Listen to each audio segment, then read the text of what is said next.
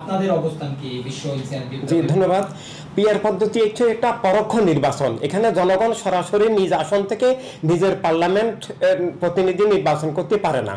তো সেখানে জনগণ আসলে উজ্জ্ব হয়ে যায়, জনগণ গৌণ হয়ে যায়।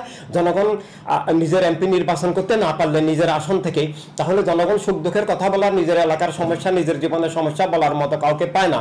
এবং যেহেতু এমপি জনগণের সরাসরি ভোটে নিজ এলাকায় নির্বাচিত হন নাই, তাই জনগণের কাছে তিনি দায়বদ্ধ থাকেন না, জনগণের সুখ দুঃখের তিনি সাথী হন না, জনগণের তোয়াক্কা না করে তিনি চলতে পারেন। তো এইভাবে পিআর পদ্ধতির মধ্যে দিয়ে আসলে গণতন্ত্র ধ্বংস হয়, জনগণের অধিকার স্বাধীনতা হরণ হয়। কারণ আমি সরাসরি আমার এমপি কে হবে আমি বুঝতে পারবো না, আমি এমপি নির্বাচন করতে পারবো না, আমি তার কাছে যেতে পারবো না, তিনি আমার কাছে দায়বদ্ধ থাকবেন না, তিনি আমার কাছে জবাবদিহি থাকবেন না, তিনি আমার সুখ দুঃখের সাথী হবেন না, তিনি আমার ঘরে আসবেন না। এই জন্য এইভাবে পিআর পদ্ধতি দিয়ে রাষ্ট্র গণতন্ত্র রক্ষা হবে না।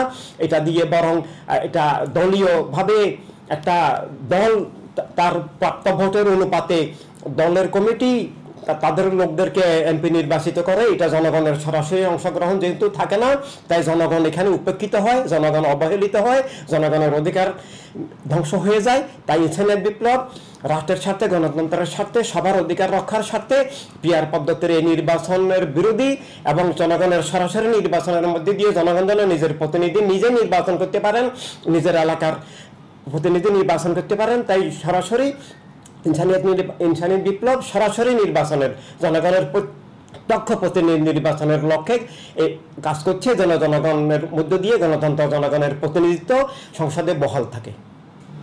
ধন্যবাদ। ধন্যবাদ।